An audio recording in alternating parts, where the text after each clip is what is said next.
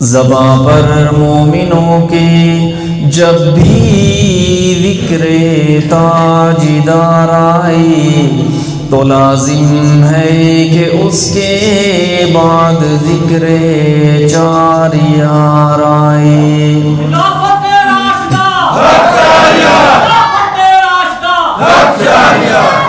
ابو بکر عمر عثمان و حیدر باغ جب ہو تو پھر کیوں کرنا باغ مصطفیٰ میں ایک بہار آئے۔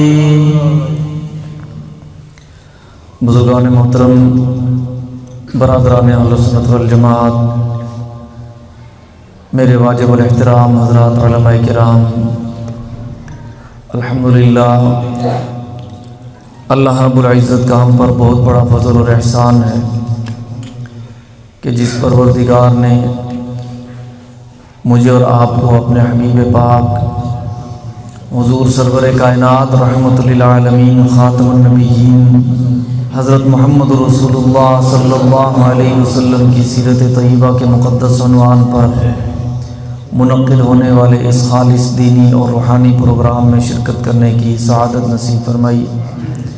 دعا ہے کہ رب تعالی اپنی بارگاہ میں میری اور آپ کی اس حاضری کو قبول و منظور فرمائے۔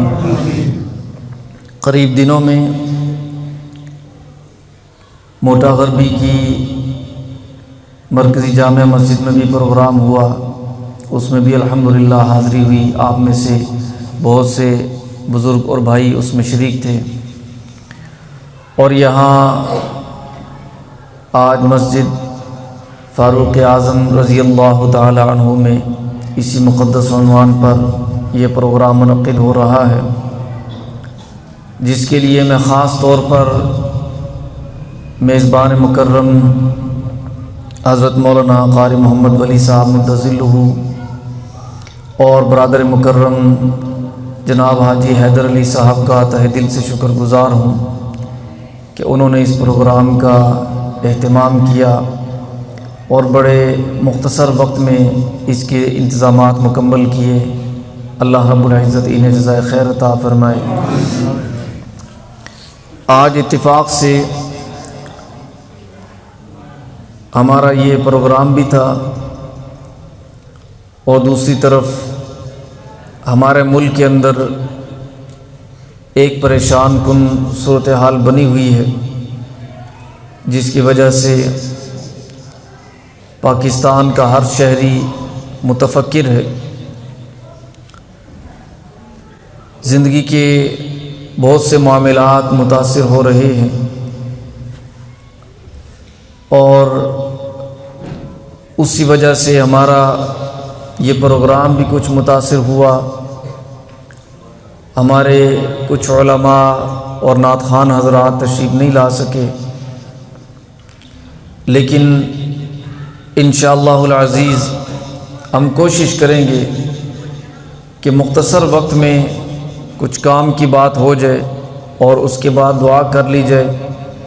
ویسے تو اس پروگرام کے لیے خاص طور پر ہمارے ملک کے ایک بڑے معروف نعت خوان ہیں مولانا قاسم گجر صاحب، ان سے وقت لیا گیا کیونکہ ماشاءاللہ اس علاقے میں گجر برادری بھی کافی ہے، تو وہ تو تشریف نہیں لا سکے، لیکن میرے خیال میں برادر مکرم مولانا حافظ عثمان گجر صاحب نے ان کی کمی پوری کر دی ہے۔ جی الحمدللہ ماشاءاللہ اچھا کلام پڑھا انہوں نے، اللہ پاک انہیں بھی جزائے خیر عطا فرمائے۔ جہاں تک موجودہ حالات کا صورتحال کا تعلق ہے، میں مختصراً اس حوالے سے یہ عرض کرنا ضروری سمجھتا ہوں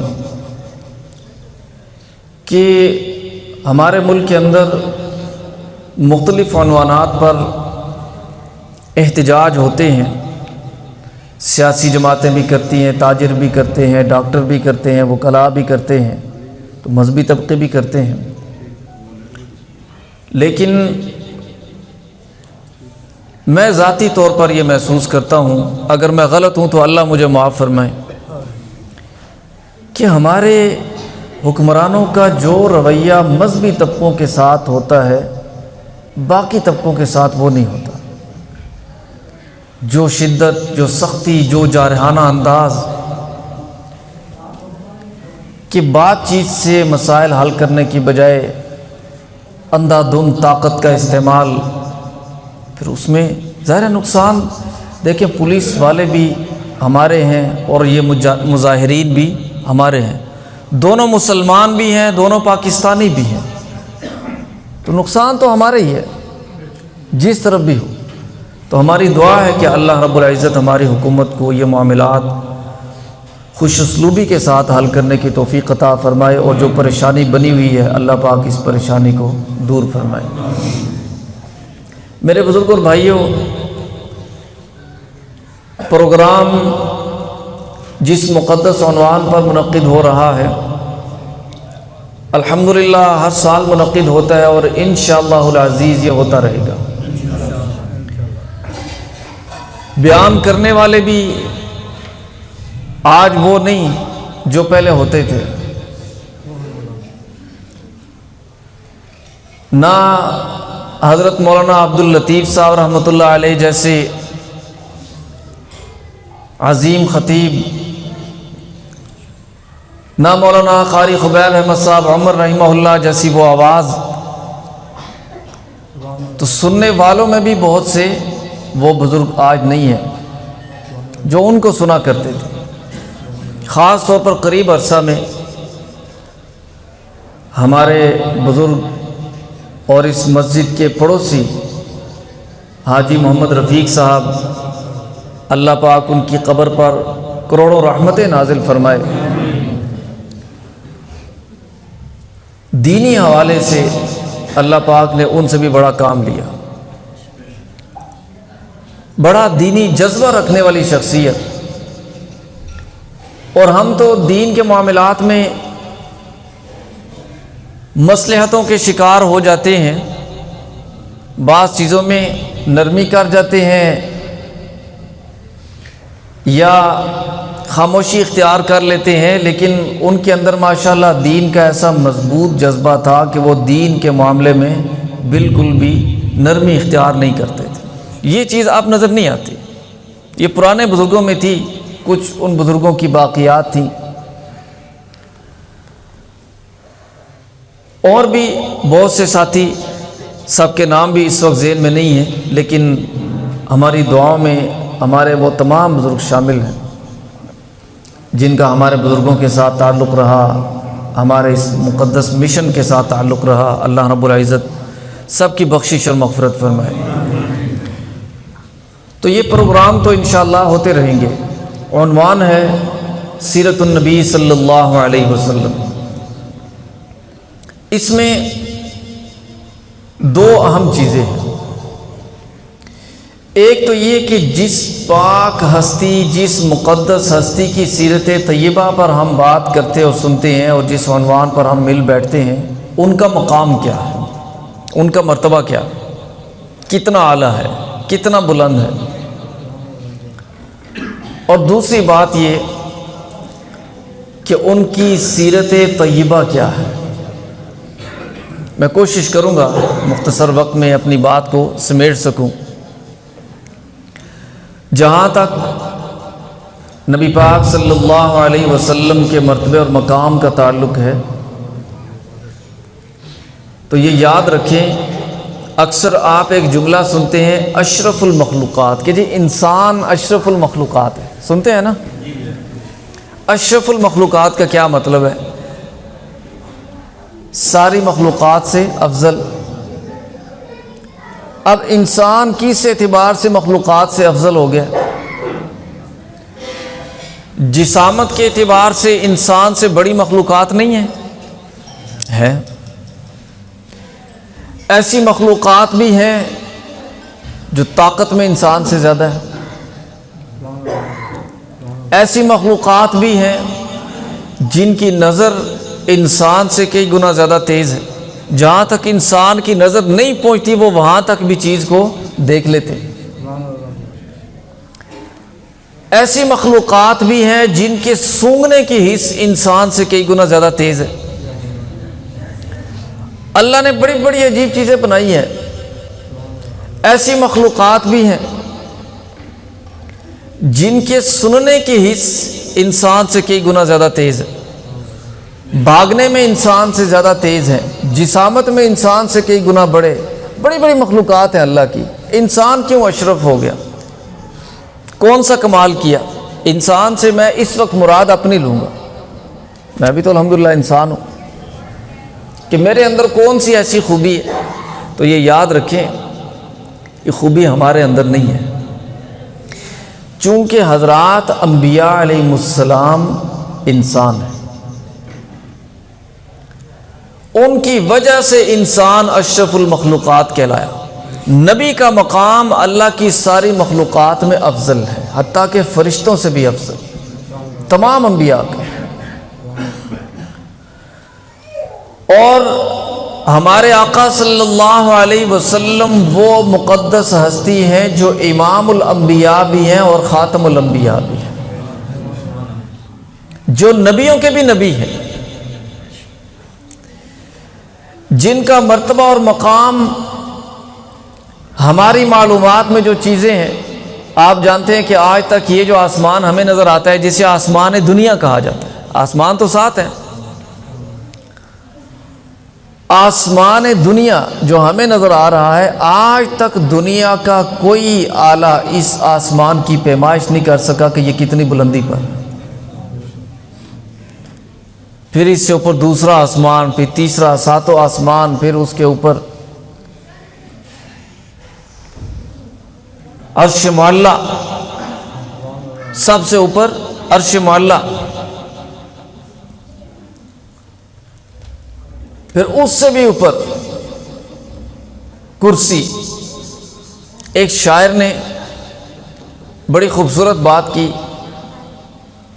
اس نے کہا کہ آپ صلی اللہ علیہ وسلم کا مرتبہ اور مقام بتاتے ہوئے کہا کہ عرش و کرسی سے اعلیٰ ہے بام آپ کا، بام کہتے ہیں مرتبے کو، مقام کو، عرش و کرسی سے اعلیٰ ہے بام آپ کا، یعنی اتنا تو ہمیں پتا کہ سب سے اونچی چیز کیا نکلی؟ کرسی، سب سے اونچی چیز جو عرش معلیٰ سے بھی اوپر ہے، سب سے اونچی چیز کرسی ہے۔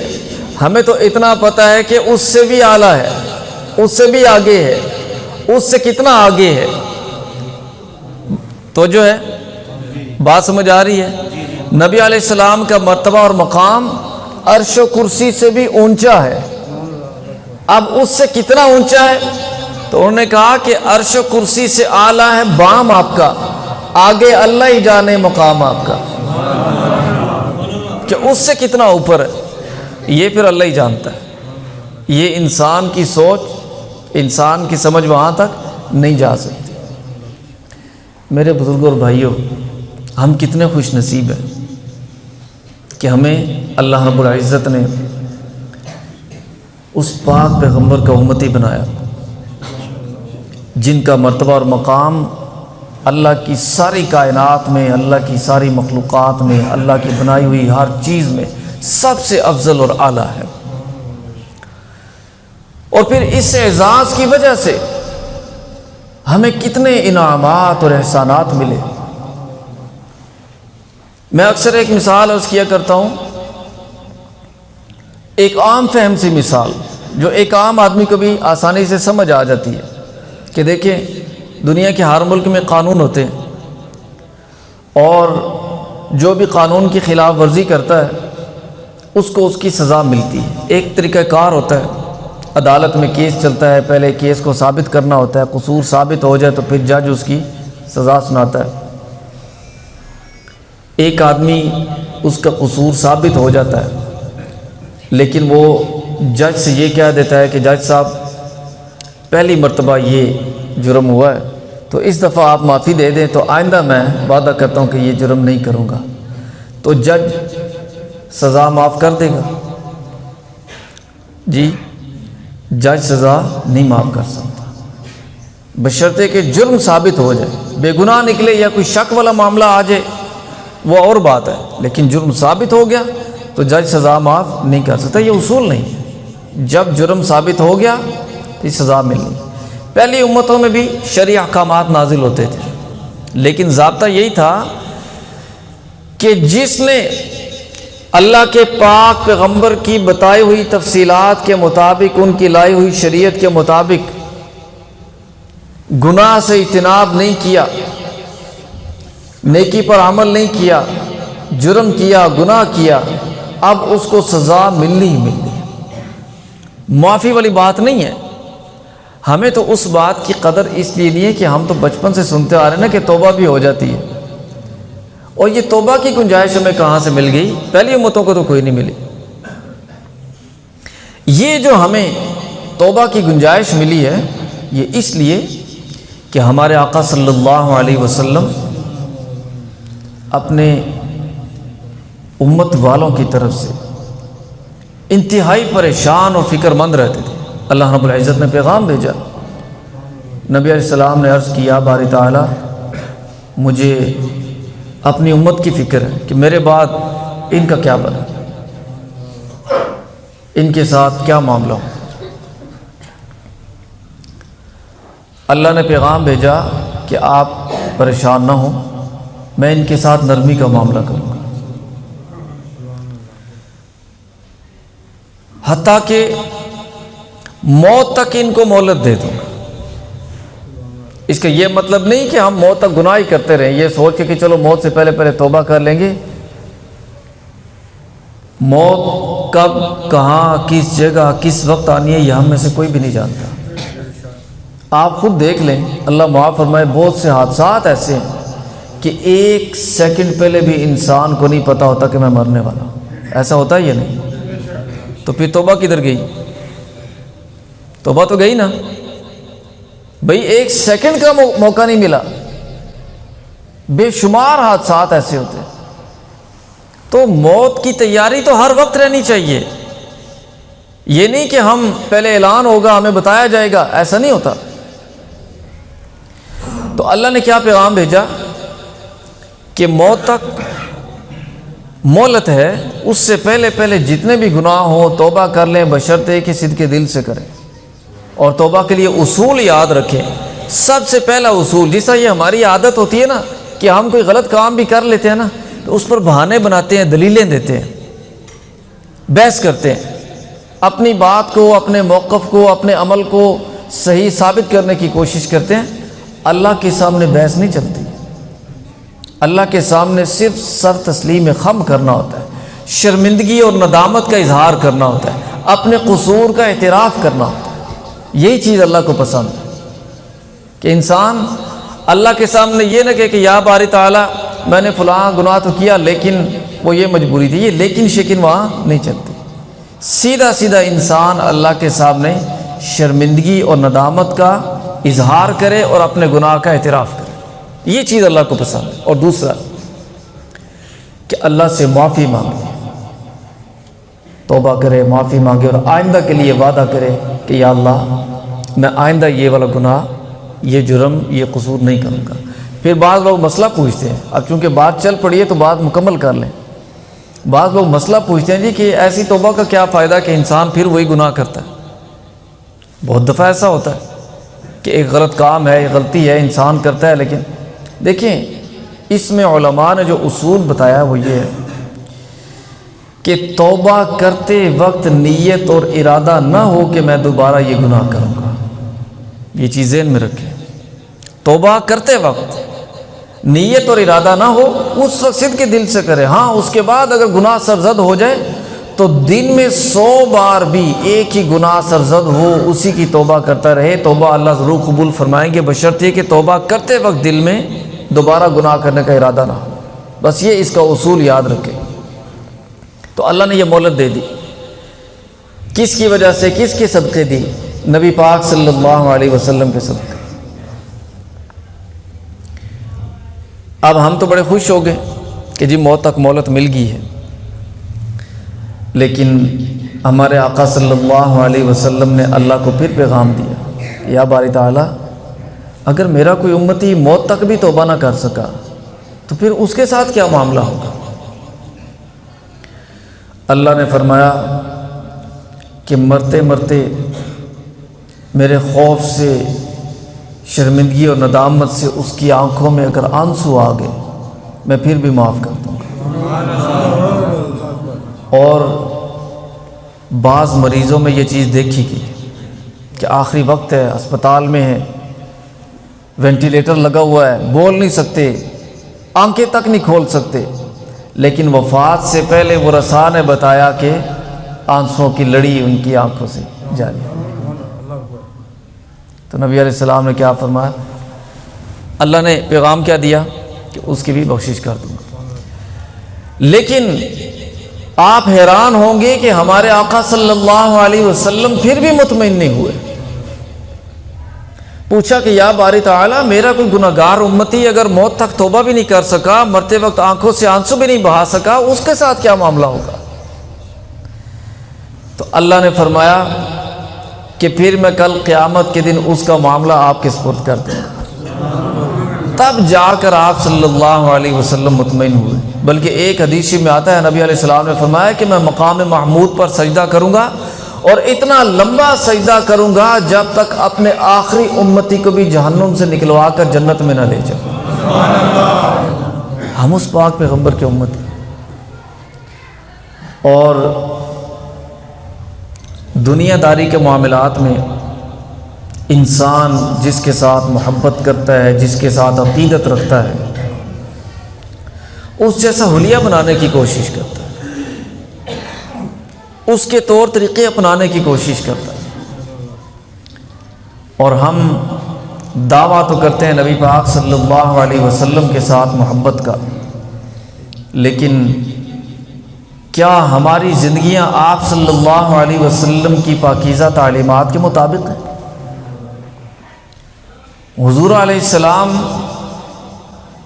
جو پاکیزہ دین لے کر آئے، وہ دین صرف نماز اور روزے تک تو محدود نہیں ہے۔ یہ دیکھیں، یہی تو فرق ہے اصلی دین میں اور باطل ادیان میں۔ دنیا کے اندر بہت سے مذاہب ہیں۔ اب عام طور پر دنیا میں مذہب کا تصور کیا ہوتا ہے؟ کوئی مخصوص علامت، کسی نے کوئی سلیب لٹکائی ہوئی ہے، کسی نے ماتھے پہ کوئی نشان لگایا ہوا ہے، کسی نے کوئی حلیہ بنایا ہوا ہے۔ ایک مخصوص علامت ہے ہر مذہب کی، اور ایک مخصوص عبادت گاہ ہے جس میں کوئی مہینے کے بعد جاتا ہے، کوئی ہفتے کے بعد جاتا ہے، کوئی سال کے بعد جاتا ہے۔ انہوں نے اپنا ایک خاص طریقہ عبادت کا رکھا ہوا ہے، بس یہی مذہب ہے ساری دنیا کی نظر میں۔ یہی تو وجہ ہے کہ دنیا والوں کو یہ چیز ہضم نہیں ہوتی کہ مسلمان صرف مسجد تک نہیں رہتے، یہ مسجد سے باہر بھی دین کی بات کرتے ہیں۔ آج ساری دنیا کو اسلام سے یہی اختلاف ہے۔ وہ کہتے ہیں کہ مسجد کی حد تک اپنا مذہب رکھو، ٹھیک ہے، ہمیں کوئی اختلاف نہیں، مذہب والا حلیہ بھی بناؤ، بیت اللہ شریف کا طواف کرو، ہمیں کوئی اعتراض نہیں۔ وہ کہتے ہیں کہ آپ مذہب کو سوسائٹی میں نہ لے کے آؤ۔ لیکن ہم مسلمان یہ بات جانتے ہیں کہ اس وقت دنیا کے اندر اگر کوئی مذہب اپنی اصل اور مکمل حالت میں موجود ہے تو وہ صرف اور صرف دین اسلام ہے۔ تو دین اسلام یہ صرف عبادت کا نام نہیں، یہ ایک مکمل ضابطہ حیات ہے۔ ہمارے آقا صلی اللہ علیہ وسلم نے زندگی کے ہر شعبے میں ہماری مکمل رہنمائی فرمائی ہے۔ شریعت مطہرہ کا ہر حکم اپنی پاک جماعت حضرات صحابہ علیہم الرضوان کو سکھایا، سمجھایا اور ایک ایک حکم پر عمل کر کے دکھایا ہے۔ وہ کون سا شعبہ ہے جس میں نبی علیہ السلام نے ہماری رہنمائی نہیں فرمائی؟ لیکن ایک ہم ہیں، اس بات کو سمجھنے کی طرف آتے ہی نہیں۔ ہم مسلمانوں کی اکثریت نے بھی مذہب کو، دین کو صرف مسجد کی حد تک رکھ لیا، رمضان کی حد تک رکھ لیا۔ باقی ہماری عملی زندگی، اس میں معاشرت ہے، اس میں تجارت ہے، اس میں پڑوسیوں کے حقوق ہیں، اس میں لین دین کے معاملات ہیں، اس میں حلال اور حرام ہے، اس میں رشتہ داروں کے حقوق ہیں۔ یہ ساری چیزیں کہاں گئیں؟ وہاں تو ہم مذہب کو بیچ میں لانے کے لیے تیار ہی نہیں۔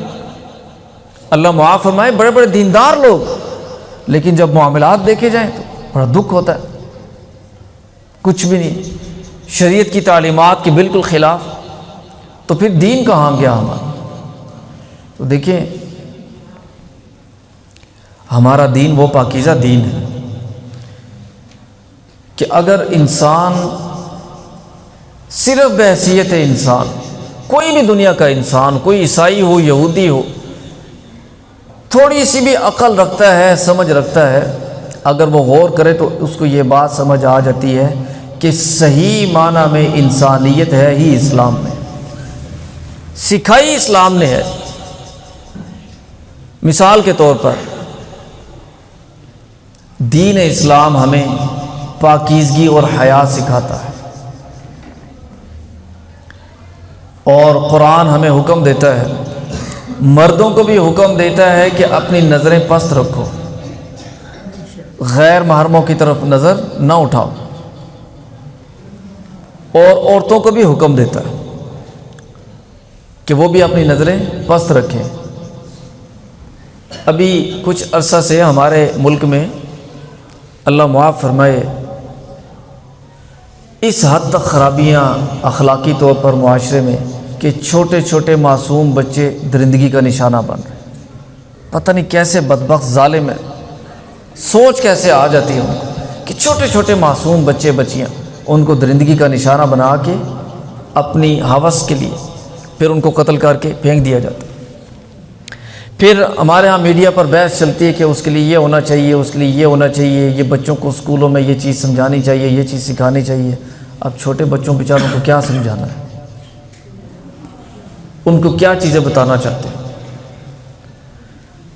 اصل چیز تو یہ ہے کہ نظام ایسا ہو کہ جس نظام میں انصاف ہو، قانون کی حکمرانی ہو۔ اور دیکھیں ہمارے ملک میں یہ جنرل ضیاء الحق شہید کا مارشل لا لگا نا، بڑا مشہور واقعہ اخباروں میں آیا تھا۔ لاہور میں اسی طرح کچھ ایسے بدبخت تھے، انہوں نے ایک 10-12 سال کے بچے کو اغوا کیا اور درندگی کا نشانہ بنا کے اس کی لاش ایک تالاب تھا اس میں پھینک دی۔ اب چونکہ مارشل لا کا دور تھا تو جنرل صاحب نے آرڈر کر دیا کہ ہر صورت میں گرفتار کرنے کون ہیں یہ لوگ، تو پھر ظاہر ہے کہ حکومت کے پاس وسائل ہوتے ہیں، انہوں نے بندے پکڑ لیے۔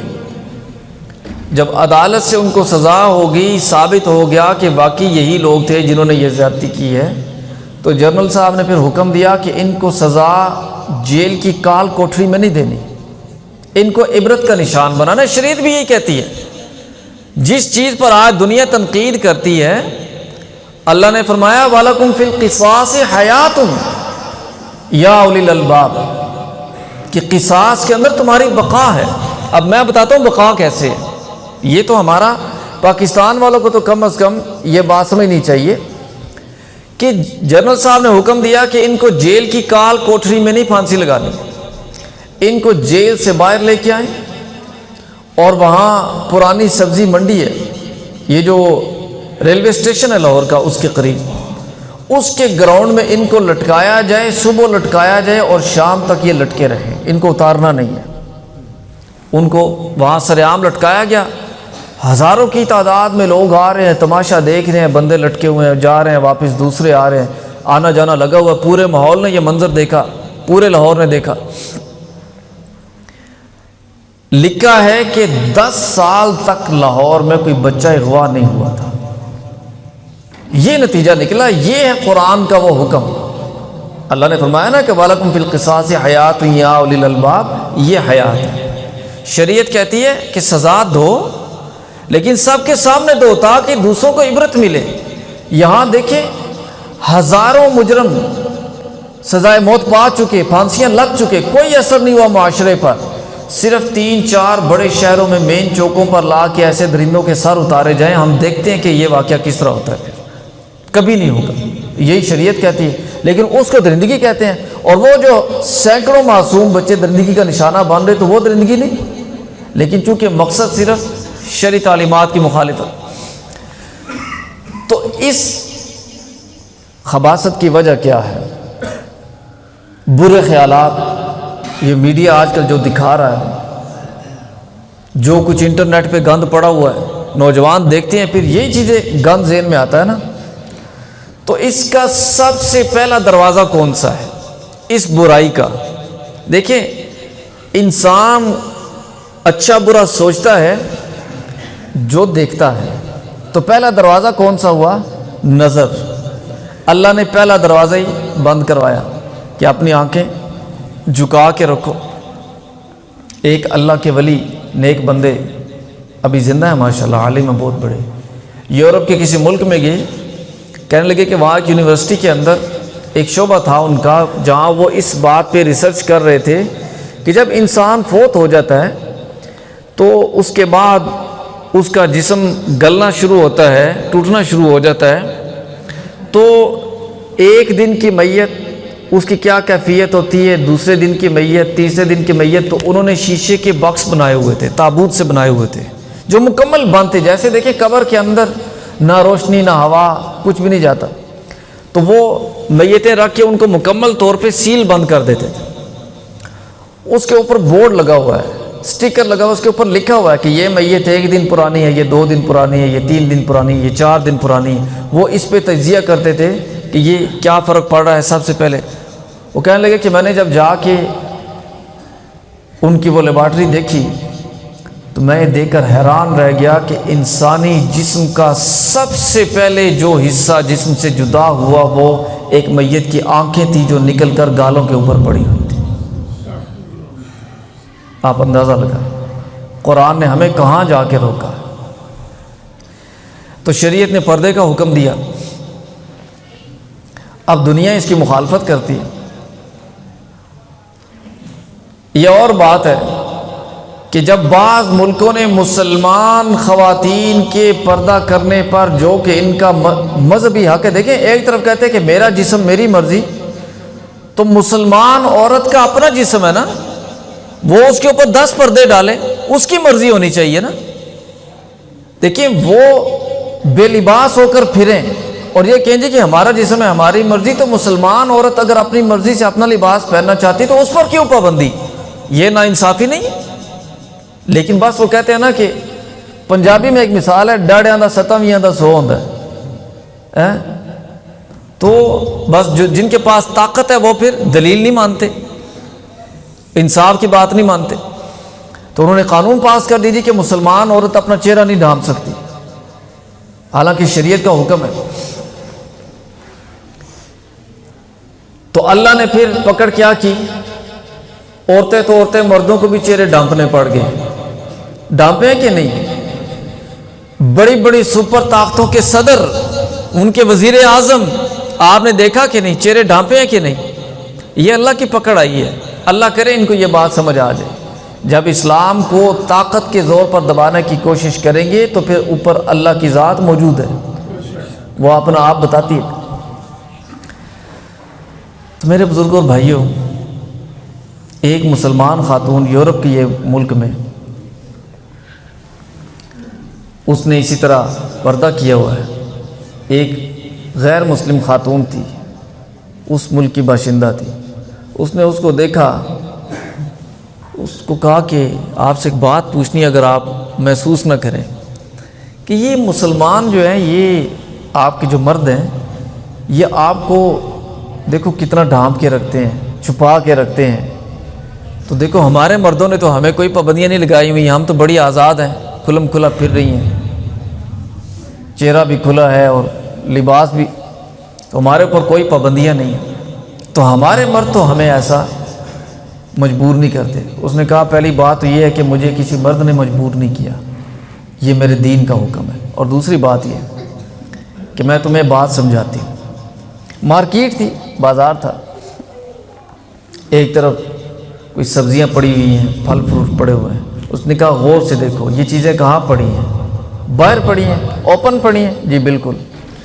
وہ اس کا ہاتھ پکڑ کے ایک جیولر کی دکان پہ لے گی، وہاں سونے کے زیورات ہیں، بڑی بڑی انگوٹھیاں، بڑی جناب ویلوٹ کی ڈبیاں بنی ہوئی ہیں ان کے اندر، پھر وہ شوکیس بڑے بڑے فریم بنے ہوئے ہیں ان کے اندر، اوپر لائٹیں لگی ہوئی ہیں، اور پھر اس سے آگے بھی بڑے سیکیورٹی کے انتظامات۔ اس نے پوچھا کہ یہ جس طرح پھل فروٹ اور سبزیاں پڑی ہوئی تھی باہر، تو یہ چیزیں اس طرح باہر کیوں نہیں رکھ رہے، ان کو اتنا کیوں ڈھانپ کے رکھا ہو؟ اس نے کہا وہ قیمتی چیز ہے۔ اس نے کہا بس یہی بات سمجھ لو کہ ہمارے دین کے ہاں عورت کی بڑی عزت ہے، اور عورت کی عزت کی بڑی قدر و قیمت ہے، اس لیے دین حکم رکھتا ہے، دیتا ہے کہ اس کو سنبھال کے کور کر کے رکھو۔ اور تمہارے معاشرے میں تمہارے مردوں کے ہاں تمہاری کوئی قدر و قیمت نہیں، جس طرح یہ سبزیاں اور پھل باہر پڑے ہوئے ہیں اس طرح تم لوگ بھی اوپن پڑی ہوئی ہے۔ بات سمجھ آ رہی ہے کہ نہیں؟ میرے بزرگوں اور بھائیوں، دین اسلام کا ایک ایک حکم، شریعت مطہرہ کا ایک ایک حکم اگر انسان تھوڑا سا بھی غور کرے نا، تھوڑی سی بھی عقل استعمال کرے، ایک ہوتا ہے ضد میں آ جانا، تقابل میں آ جانا کہ نہیں بات سننی نہیں ماننی نہیں، تو پھر تو کچھ سمجھ نہیں آئے گا۔ لیکن اگر انسان اوپن مائنڈ ہو کے سمجھنے کی کوشش کرے تو اس کو بات سمجھ آ جاتی ہے کہ شریعت مطہرہ کا ہر حکم اس میں ہمارے لیے فائدہ ہی فائدہ ہے، اس دنیا میں بھی فائدہ ہے اور آخرت کا بھی فائدہ ہے۔ اور اگر ہم مسلمان بھی اس طرف آنے کے لیے تیار نہ ہوں، جس طرح دنیا کی باقی اقوام ہیں ان کو دیکھ کے ہم متاثر ہو جاتے ہیں، ہم لباس بھی ان جیسا پہننے لگ جاتے ہیں، اس پر فخر محسوس کرتے ہیں۔ میں کئی دفعہ شادیوں میں جاتا ہوں، کوئی نکاح پڑھانا ہے یا کوئی کسی ساتھی کا کوئی ولیمہ ہے، تو میں نے آپ یقین کریں ایسے ایسے دولہے دیکھے ہیں کہ جنہوں نے شاید زندگی میں کبھی 3 پیس سوٹ نہیں پہنا ہوگا، اس دن وہ بھی پہن کے آ جاتے ہیں۔ یہ کیا ہے؟ یہ لباس کوئی برا لگتا ہے؟ جی بھئی یہ شلوار قمیض کو برا لگتا ہے؟ پتہ نہیں کس احساس سے کمتری کے شکار ہو گئے ہمارے لوگ کہ ان جیسا حلیہ بنانا باعث فخر سمجھتے ہیں۔ اور پھر بالوں کے سٹائل بھی اللہ معاف فرمائے ایسے ایسے عجیب، دور سے دیکھے تو جانور لگتے ہیں، صرف ان کے سٹائل بنانے کے لیے اور کچھ بھی نہیں۔ یاد رکھیں، میں نے ایک روایت پڑھی جس میں فرشتوں کا تذکرہ ہے اور فرشتے اللہ کا شکر ادا کرتے ہیں، اس کی حمد و ثنا بیان کرتے ہیں، اور ساتھ یہ لفظ بولتے ہیں کہ جس پروردگار نے مرد کو داڑھی کی وجہ سے زینت بخشی ہے۔ اللہ نے مرد کی زینت داڑھی میں رکھی ہے، صرف ہماری سوچ کا فرق ہے اور کچھ بھی نہیں۔ آپ دیکھتے ہیں اقوام متحدہ کے اجلاس ہوتے ہیں نا، وہاں پوری دنیا کے ملکوں کے حکمران آتے ہیں، صدر، وزیر اعظم، وزیر خارجہ، اور بہت سے ملکوں کے عجیب عجیب لباس ہوتے ہیں۔ کوئی جبے میں آ رہا ہے، کسی نے کوئی عجیب قسم کی ٹوپی پہنی ہوئی ہے، ہر علاقے کا اپنا اپنا ایک لباس ہے، اور بہت سے پھر یہ 3 پیس سوٹ میں بھی ہوتے ہیں۔ لیکن جو لوگ اپنے علاقائی لباسوں میں آتے ہیں، کیا ان کی عزت وہاں کم ہو جاتی ہے؟ کبھی نہیں۔ میری نظر میں ان کی عزت زیادہ ہوتی ہے، کیونکہ باقی لوگوں سے وہ ذرا تھوڑے نمایاں نظر آ رہے ہوتے ہیں، مختلف نظر آ رہے ہوتے ہیں، ان کی عزت وہاں زیادہ ہوتی ہے۔ پتہ چلتا ہے کہ یہ اپنے علاقے کا اپنا ایک کلچر ہے، ان کا وہ لباس پہن کے آ رہا ہے۔ تو یہ صرف ہمارا احساس ہے کمتری ہے اور کچھ بھی نہیں کہ ہم خام خواہ دوسروں سے متاثر ہو گئے۔ اور ایک اور بڑی اہم بات، آج مسلمان اپنی جگہ یہ سوچتے ہیں کہ ہم پیچھے رہ گئے، دنیا آگے نکل گئی ہے، دنیا نے سائنس اور ٹیکنالوجی میں ترقی کر لی، اس کی وجہ سے ان کے ملک آگے نکل گئے، ان کے ہاں سسٹم بہت اچھے ہیں، سڑکیں بہت اچھی ہیں، رہائشیں بہت اچھی ہیں، زندگی کی سہولتیں بہت اچھی ہیں، قانون اور انصاف کا نظام بہت اچھا ہے، ان کی کرنسی بڑی اچھی ہے، یہ ساری چیزیں، اور ہم مسلمان پیچھے رہ گئے۔ اب یہ ایک الگ بحث ہے کہ اس میں قصور کس کا ہے، یہ چونکہ پھر وہ موضوع سے بات بالکل ہی ہٹ جائے گی، میں کوشش کر رہا ہوں بات کو سمیٹوں۔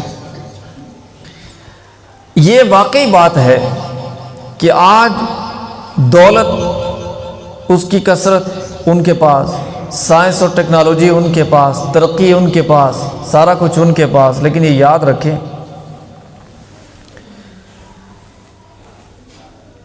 کہ اس وقت یہ ساری دنیا ایک بات بتا نہیں رہی، ان کے اندرون خانہ مشورے چل رہے ہیں اور ایک چیز کے اوپر یہ سر جوڑ کے بیٹھے ہوئے ہیں کہ ہمارے جتنے بھی نظام تھے، جتنے بھی سسٹم تھے، یہ سارے فلاپ ہو چکے ہیں اور ہمیں آسمانی مذاہب کی طرف آنا پڑے گا، اس کے سوا ہمارے پاس کوئی چارہ نہیں۔ یہ آپ دیکھ لینا، یہ بہت تھوڑے عرصے کی بات رہ گئی ہے۔ یہ اپنے اپنے جو نظام ہیں ان کے، اس سے مایوس ہو چکے ہیں اندر سے، اور یہ سمجھتے ہیں کہ ہمیں واپس آسمانی نظام کی طرف آنا پڑے گا، اور جب آسمانی مذاہب کی طرف لوٹتے ہیں، آسمانی نظام کی طرف لوٹتے ہیں، تو سوائے دین اسلام کے انہیں اور کچھ نظر نہیں آتا۔ تو وہ کس کے پاس ہے؟ وہ آپ مسلمانوں کے پاس ہے، ہم مسلمانوں کے پاس ہے الحمدللہ۔ ہم کیوں احساس کمتری کے شکار؟ یہ تو ایسے ہی ہے کہ حضرت صدیق اکبر رضی اللہ تعالیٰ عنہ نے فرمایا کہ جو حافظ قرآن ہوتا ہے نا، جس کے سینے میں قرآن ہے، وہ اگر کوئی بڑی چیز دیکھتا ہے، کوئی محل دیکھتا ہے، کوئی خزانہ دیکھتا ہے، اور جس کے پاس دیکھتا ہے اس کے بارے میں یہ سوچ لے کہ یہ بندہ تو بڑا امیر ہے، بڑا پیسے والا ہو گیا ہے، بڑا دولت مند ہو گیا ہے، تو فرمایا کہ اس نے قرآن کی ناقدری کر دی۔ جس کے سینے میں قرآن ہے اس سے زیادہ امیر کوئی نہیں ہے، اس سے بڑا کوئی نہیں ہے، اس کے سینے میں قرآن ہے، اللہ کا کلام ہے۔ تو ہم مسلمان کیوں احساس کمتری کی شکار ہو گئے ہیں؟ لیکن افسوس تو پھر اس بات کا بھی ہے نا کہ حقیقت یہ ہے کہ ہم نہ 3 میں ہیں نہ 13 میں، ہم مسلمان ہو کر بھی اسلام سے محروم ہیں۔ ہماری عملی زندگی میں کہاں اسلام رہا ہے؟ ہم تو اسلام سے اتنے دور نکل گئے کہ آج عمل کرنا تو بعد کی بات ہے، ہمیں دین کا پتہ ہی نہیں دین ہے کیا، یہاں تک ہم پیچھے جا چکے۔ تو اس میں نقصان کس کا ہے؟ جی دیکھیں، اگر ہم دین کو پس پش ڈالتے ہیں، دین کو اہمیت نہیں دیتے، ہم بھی یہی سمجھتے ہیں کہ چلو سال میں ایک دن ہم نے 2-3 گھنٹے کا جلسہ کر لیا ہے، دین کی بات ہوگی، آپ صلی اللہ علیہ وسلم کا مبارک تذکرہ ہو گیا، جو کہ بلا شبہ سعادت کی بات ہے، ثواب کا کام ہے، اس میں کوئی شک نہیں۔ لیکن نبی پاک صلی اللہ علیہ وسلم کے ساتھ محبت کا تقاضا اگر ہم نے صرف اتنا سمجھ لیا کہ سال میں 2-3 گھنٹے ہم نے اس کے لیے دینے ہیں، اس کے علاوہ باقی ساری زندگی وہ ہم نے اپنی مرضی سے گزارنی ہے، تو پھر ایک اور بات بھی سماعت فرما لیں۔ اللہ رب العزت اپنی پاک کلام میں یہ ارشاد فرماتے ہیں، اعوذ باللہ من الشیطان الرجیم، بسم اللہ الرحمن الرحیم، وما محمد الا رسول قد خلت من قبله الرسل افإن مات أو قتل انقلبتم على أعقابكم ومن ينقلب على عقبيه فلن يضر الله شيئا وسيجزي الله الشاكرين۔ اللہ رب العزت اپنی پاک کلام میں یہ ارشاد فرماتے ہیں کہ حضرت محمد صلی اللہ علیہ وسلم تو اللہ کے رسول ہیں۔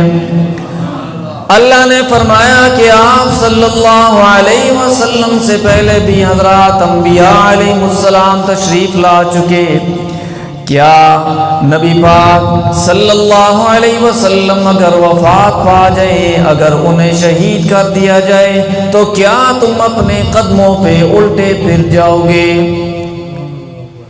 کیا تم اپنے قدموں پہ الٹے پھر جاؤ گے، اس سارے دین کو چھوڑ دو گے؟ آگے کیا فرمایا؟ فرمایا کہ اگر تم ایسا کرو گے تو اللہ کو کوئی نقصان نہیں پہنچاؤ گے۔ نقصان کس کا ہوگا؟ تمہارا اپنا ہوگا، اللہ کا کوئی نقصان نہیں ہوگا۔ کہ نبی علیہ السلام جو مقدس مشن لے کر آئے، اس کو اگر ان کے بعد تم نے چھوڑ دیا تو کیا ہوگا؟ تمہارا اپنا نقصان ہوگا۔ یہ قرآن کی آیت ہے۔ تو میرے بزرگوں اور بھائیوں، ہمیں اس طرف تھوڑی توجہ دینے کی ضرورت ہے کہ ہم کس طرف جا رہے ہیں، خود احتسابی کرنے کی ضرورت ہے، اور پھر یہ بھی دیکھنا ہے کہ اگر ہماری یہ حالت ہوگی تو ہمارے بچوں کا کیا بنے گا۔ کچھ عرصہ پہلے برطانیہ کے اندر ایک رپورٹ شائع ہوئی کہ جی مسلمان چونکہ اپنے مذہب پہ چلتے ہیں، شادیاں کرتے ہیں، ماشاءاللہ اولادیں اللہ پاک دیتے ہیں، اور ان کے اندر چونکہ وہ عیاشی والا مزاج زیادہ ہے، شادیاں کرنا یا اولاد والا سلسلہ یہ اتنا نہیں ہے، اگر ہو بھی تو اکا دکا۔ تو وہ کیلکولیشن کرتے ہیں نا، وہ 100 2 سال آگے کا سوچتے ہیں کہ اتنے 100 سال کے بعد ہماری آبادی اتنی ہوگی اور مسلمانوں کی اتنی ہوگی، پھر اتنے سال کے بعد تو ایک وقت آئے گا کہ اکثریت ان کی ہو جائے گی اور یہ حکومت کریں گے یہاں، تو مسلمان بڑے خوش ہو گئے۔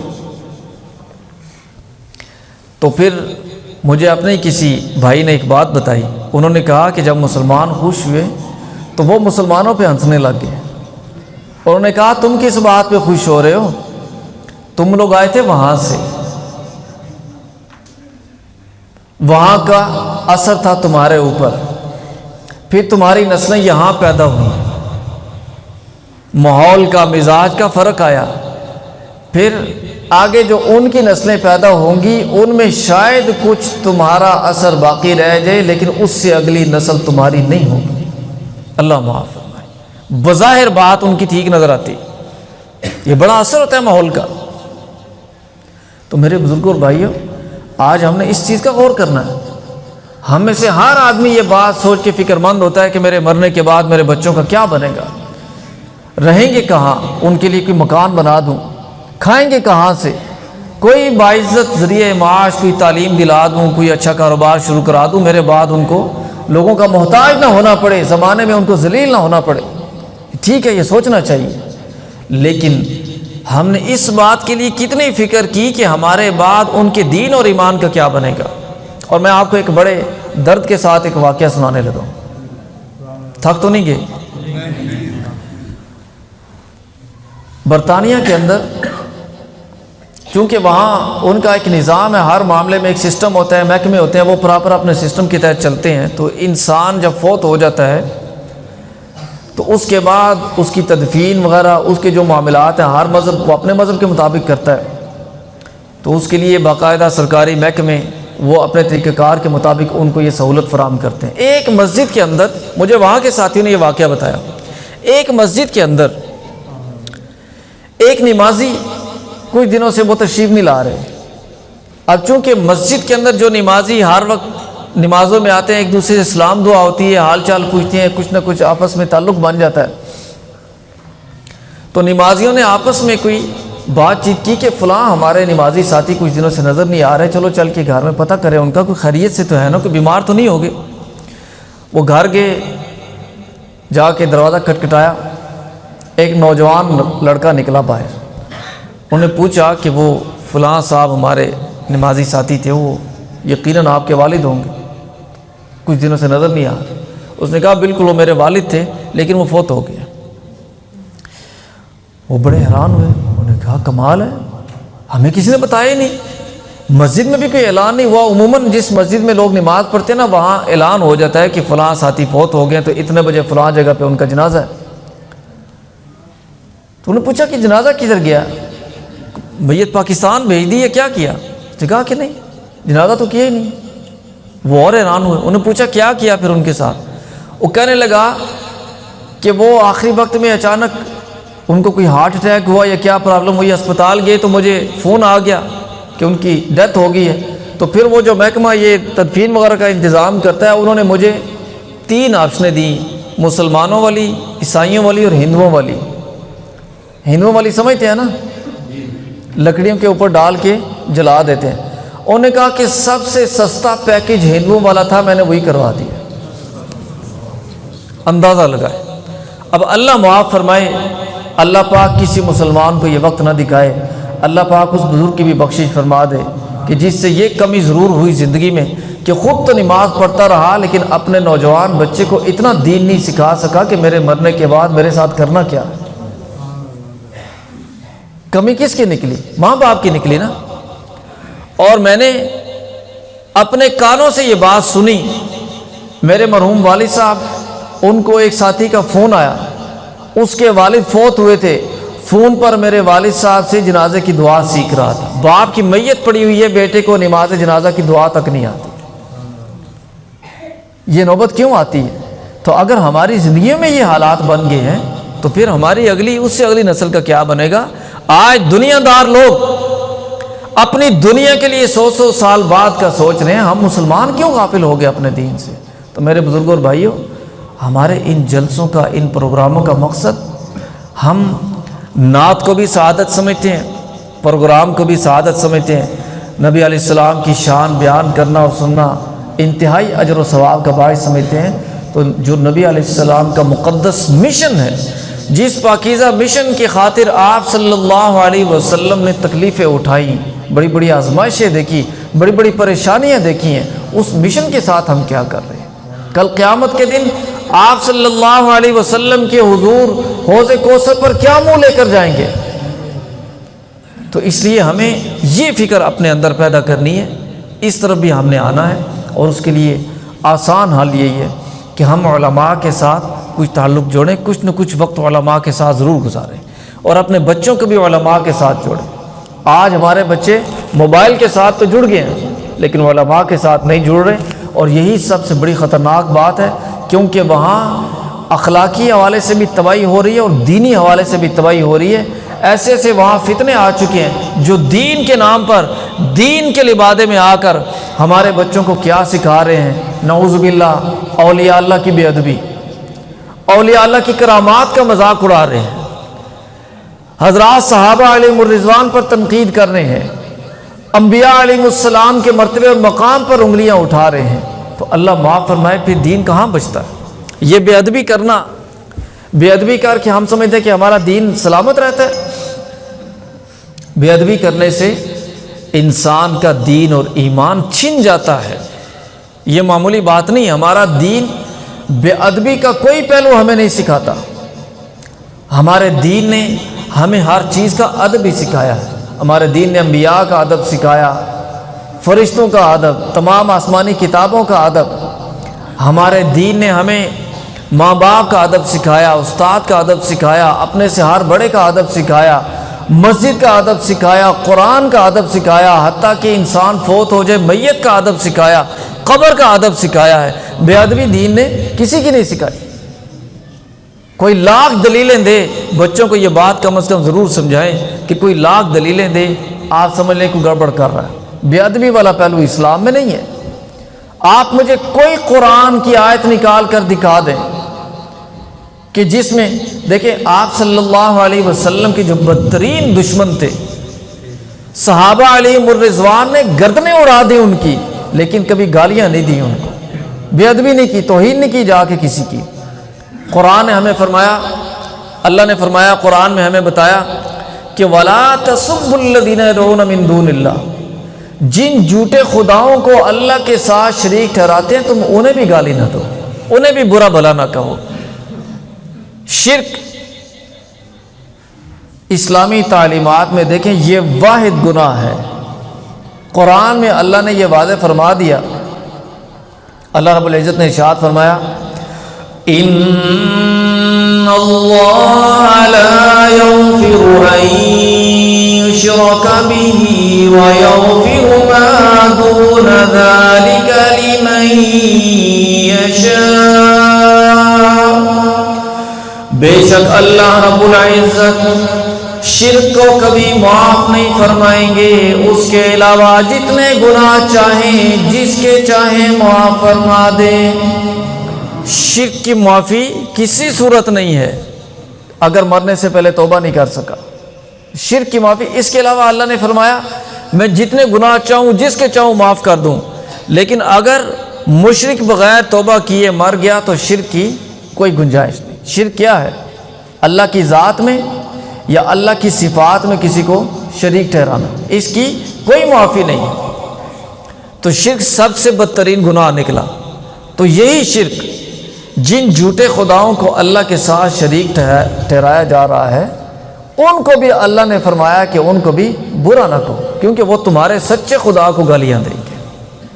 تو بے ادبی، خلاصہ کیا نکلا کہ بے ادبی کا پہلو دین اسلام کی پاکیزہ تعلیمات میں نہیں۔ اگر کوئی اس طرف لے کے جا رہا ہے تو وہ جھوٹا ہے، دھوکے باز ہے، قرآن کا غلط ترجمہ کر رہا ہے، حدیثوں کا غلط مفہوم بیان کر رہا ہے۔ دین اسلام میں اس کی کوئی گنجائش نہیں۔ اسلام تو ہمیں ادب سکھاتا ہے، اور پھر یہ جو مقدس ہستیاں ہیں، اتنا عام مسلمان، ان کا بھی ادب سکھاتا ہے۔ اور خاص طور پر یہ جو مقدس ہستیاں ہیں، اسلام نہ صرف ان کا ادب سکھاتا ہے بلکہ ان کی پیروی کرنے کا حکم دیتا ہے۔ یہ دیکھیں سورہ فاتحہ ہے، سورہ فاتحہ پورے قرآن کا خلاصہ ہے۔ کم از کم ہر مسلمان کو خود بھی اپنے بچوں کو بھی سورہ فاتحہ کا ترجمہ اور اس کی تفسیر علماء سے ضرور سمجھنی چاہیے۔ بھئی اتنا تو کر سکتے ہیں نا، سورہ فاتحہ سب کو آتی ہے، چھوٹے چھوٹے بچوں کو بھی آتی ہے، کوئی بڑی صورت نہیں ہے، ہر نماز کی ہر رکعت میں ہم پڑھتے ہیں، تو کم از کم اس کا ترجمہ اور تفسیر تو سمجھنا چاہیے نا۔ اس میں اللہ پاک پہلے تو اپنی شان بیان فرما رہے ہیں جو اس پروردگار کا حق ہے، اس کے بعد اللہ ہمیں دعا سکھا رہے ہیں۔ کیا دعا ہے؟ اہدنا الصراط المستقیم، اے اللہ ہمیں سیدھے راستے کی ہدایت عطا فرما۔ صراط الذین انعمت علیہم، ان لوگوں کا راستہ جن پر تیرا انعام ہوا۔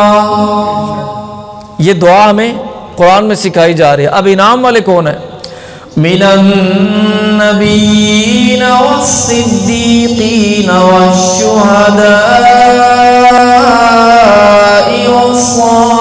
والصالحین، وہ انبیاء علیہم السلام ہیں، وہ صدیقین ہیں، وہ شہداء و صالحین ہیں۔ تو صالحین میں اولیاء اللہ نہیں آتے؟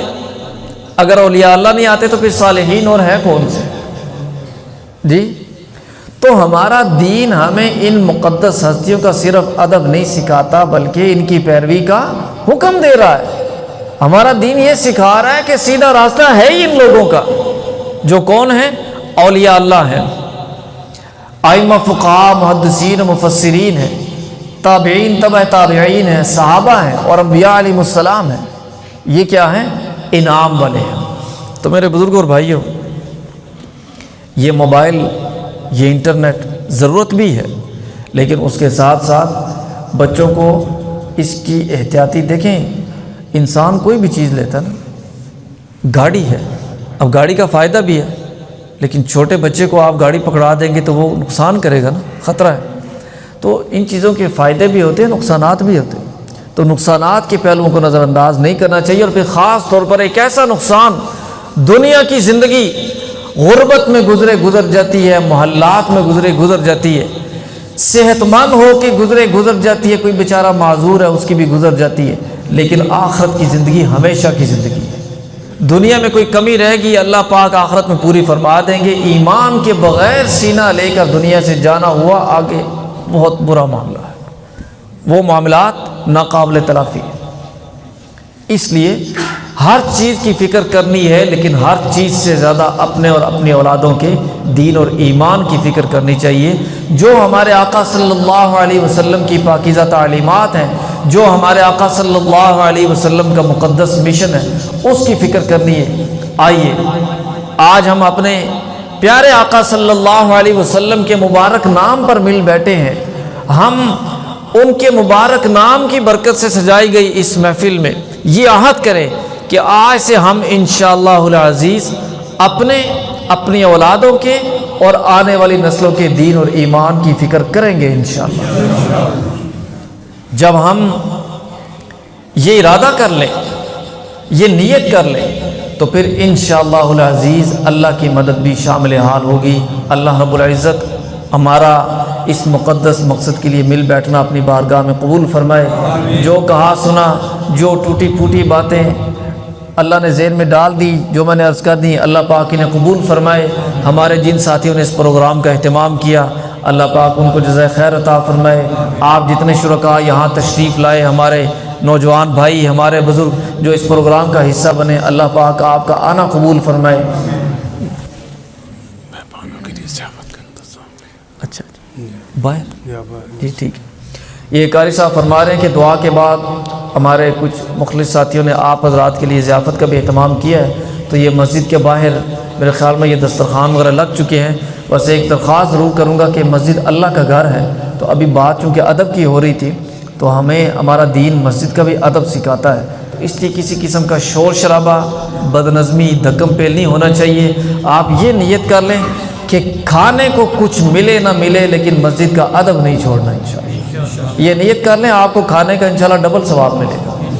تو اب میں ایک بار پھر آپ تمام حاضرین کا اور منتظمین کا شکریہ ادا کرتے ہوئے تمام ساتھیوں سے درخواست کروں گا کہ ایک دفعہ درود شریف پڑھ لیں، اس کے بعد انشاءاللہ دعا کریں گے۔ اللہم صلی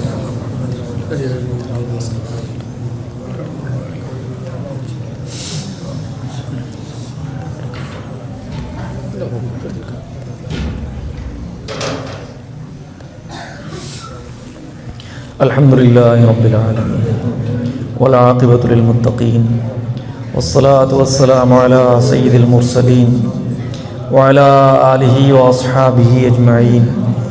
ربنا ظلمنا انفسنا وإن لم تغفر لنا وترحمنا لنكونن من الخاسرین۔ ربنا آتنا فی الدنیا حسنہ وفی الآخرۃ حسنہ وقنا عذاب النار۔ یا اللہ اپنے حبیب پاک حضور سرور کائنات رحمت للعالمین خاتم النبیین حضرت محمد رسول اللہ صلی اللہ علیہ وسلم کے صدقے، ان کے طفیل، ان کے وسیلے ہمارے ہر قسم کے چھوٹے بڑے پوشیدہ اعلانیہ گناہ معاف فرما۔ یا اللہ ہم میں سے جو بھی اہل ایمان فوت ہو چکے ہیں ان کی بخشش و مغفرت فرما۔ خاص طور پر یا اللہ ہمارے بزرگ حاجی محمد رفیق صاحب، حاجی ریاض صاحب، ہمارے بزرگ حاجی قدرداد صاحب اور جتنے بھی ہمارے احباب اس گاؤں کے ہمارے ساتھی ہمارے بزرگ جو فوت ہو چکے ہیں، یا اللہ ہم جتنے یہاں حاضرین موجود ہیں، ہمارے جو عزیز و اقارب فوت ہو چکے ہیں، جتنے بھی اہل ایمان فوت ہو چکے ہیں، یا اللہ ان سب کی بخشش و مغفرت فرما۔ یا اللہ جو بھی بیمار ہیں انہیں شفاء کاملہ عاجلہ مستمرہ دائمہ عطا فرما۔ یا اللہ جو بھی پریشان حال ہیں ہم میں سے جو جس پریشانی میں مبتلا ہے، یا اللہ ہماری تمام پریشانیاں دور فرما۔ یا اللہ جن کی اولادیں نہیں ہیں ان کو اولادیں عطا فرما۔ یا اللہ جو صاحب اولاد ہیں ان کی اولادوں کو نیک بنا، اپنے ماں باپ کا فرما بردار بنا۔ یا اللہ قیامت کو جناب نبی کریم صلی اللہ علیہ وسلم کی سفارش کا مستحق بنا۔ یا اللہ دنیا بھر میں جہاں جہاں مسلمان مظلوم ہیں ان کی مدد فرما۔ یا اللہ مسلمانوں کو ہر ظلم اور سختی سے نجات عطا فرما۔ یا اللہ ہمارے ملک پاکستان کی حفاظت فرما۔ یا اللہ ہمارے اور ہماری قیامت تک آنے والی نسلوں کے دین اور ایمان کی عزت و آبرو کی جان اور مال کی حفاظت فرما۔ یا اللہ ہمیں اور ہماری قیامت تک آنے والی نسلوں کو جناب نبی کریم صلی اللہ علیہ وسلم کے دامن سے سچی وابستگی نصیب فرما۔ صحابہ، اہل بیت، ائمہ، فقہاء، محدثین، اولیاء اللہ، بزرگان دین، جتنے بھی تیرے محبوب بندے ہیں، یا اللہ ہمیں اور ہماری اولادوں کو اپنے ان تمام محبوب بندوں کے ساتھ محبت کرنے کی، ان کی پیروی کرنے کی اور ان پر اعتماد کرنے کی توفیق عطا فرما۔ یا اللہ ہر قسم کی فتنوں سے محفوظ فرما، ہر قسم کی گناہوں سے بچنے کی توفیق عطا فرما، اور یا اللہ نیک اعمال کرنے کی توفیق عطا فرما۔ اپنے حبیب پاک صلی اللہ علیہ وسلم کی پاکیزہ سنتوں پر عمل پیرا ہونے کی توفیق عطا فرما۔ یا اللہ ہمیں اپنے گھروں میں آپ صلی اللہ علیہ وسلم کی پاکیزہ تعلیمات والا ماحول بنانے کی توفیق عطا فرما۔ یا اللہ جن ساتھیوں نے اس پروگرام کا اہتمام کیا انہیں جزائے خیر عطا فرما، ان کے رزق حلال میں برکت عطا فرما۔ یا اللہ ان کے گھر بار میں برکتیں عطا فرما۔ یا اللہ دنیا سے رخصت ہو، زبان پر تیرا پاک کلمہ جاری ہو، لا الہ الا اللہ محمد رسول اللہ۔